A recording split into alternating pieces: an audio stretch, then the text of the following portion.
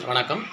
தமிழ்நாட்டில் வந்து பார்த்தீங்கன்னா, அனைத்து இந்திய அண்ணா திராவிட முன்னேற்றக் கழகம் வந்துட்டு 2016 இருந்து வந்து பார்த்தீங்க அப்படின்னா, செல்வி ஜெயலலிதா அம்மையார்கள் வந்துட்டு 2016 வந்துட்டு சட்டமன்ற தேர்தலில் வந்து வெற்றி பெற்றாங்க.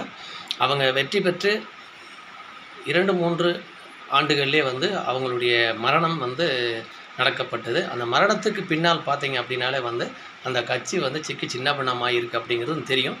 அது இல்லாமல் அம்மா மறைவுக்கே வந்துட்டு அனைத்து இந்திய அண்ணா திராவிட முன்னேற்ற கழகத்தினுடைய கட்சியில் இருக்கக்கூடிய ஒரு நபர்கள் 5 பேரை வந்து குறிப்பிட்டு சொன்னாங்க. இனி அந்த அம்மாவின் மரணம் கூட வந்துட்டு சரிவர வந்து அந்த அரசியல் ரீதியாக பார்த்தீங்கன்னா, அனைத்து இந்திய அண்ணா திராவிட முன்னேற்ற கழகத்தினுடைய அந்த கட்சியில் இருந்து யார் அதை செஞ்சாங்க அப்படிங்கிற ஒரு கேள்வி வந்து எழும்பிக்கிட்டு தான் இருக்குது. அப்பப்போ நம்ம எல்லாம் பார்த்துக்கிட்டு தான் இருக்கோம். அந்த நிலையில் வந்து அம்மாவுக்கு வந்து 2016 வந்து சட்டமன்ற தேர்தலில் வந்துட்டு அவங்களுடைய கடைசி வெற்றி, அவங்களுடைய கடைசி தேர்தல். அந்த தேர்தலில் அவங்க வெற்றி பெற்று மரணத்தை சந்தித்தாங்க. அதுக்கு பிற்பாடு பார்த்திங்கன்னா, அந்த கட்சி வந்து சின்னவனமாகி சீர்குலைஞ்சி தான் இருக்குது. இப்படி இருக்கும்போது அந்த கட்சியில் இருந்து வருடத்திற்கு எப்படியா ஒரு 2 பேராக அந்த கட்சியிலேருந்து வெளியில் போவாங்க. அப்படி தான் மாறி மாறி வந்துக்கிட்டு இருந்துச்சு. அதே நேரத்தில் வந்து பார்த்திங்கன்னா, டிடி தினகரன் வெளியே போனார். அந்த கட்சியில் வந்து அம்மா இருக்கும் பொழுதே வந்துட்டு பொதுச் செயலாளராக இருந்தாங்க நம்ம சசிகலா மேடம்.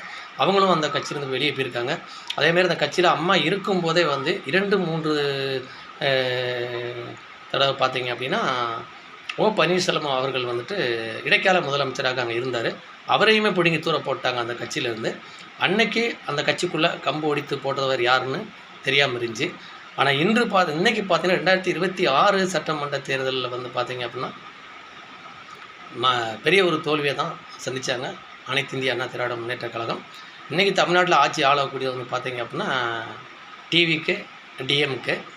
இந்த டிவிகே வந்துட்டு ஆட்சியில் வந்து ஆட்சி அமைச்சு தமிழகத்தை வந்து அவங்க ஆட்சி செய்கிறாங்க.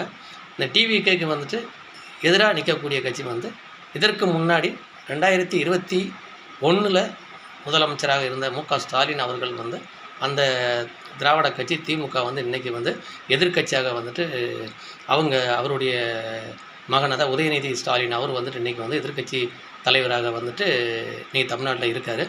இது வந்துட்டு ஒரு பொதுவாக நடந்த தேர்தல் நடக்கப்பட்ட ஒரு விஷயம். ஆனால் அனைத்து இந்திய அண்ணா திராவிட முன்னேற்ற கழகத்தில் வந்து பார்த்திங்க அப்படின்னா, மீண்டும் இன்றைக்கி யாரும் புதுசாக கம்பு ஒடிச்சு உள்ளே போட்டிருக்காங்க.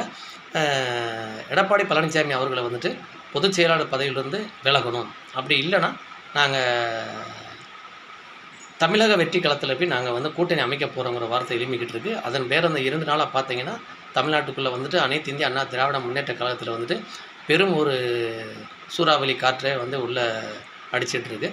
இது இனி ஒரு தினங்களில் வந்துட்டு அவர் பதவி விலக போகிறாரா, அந்த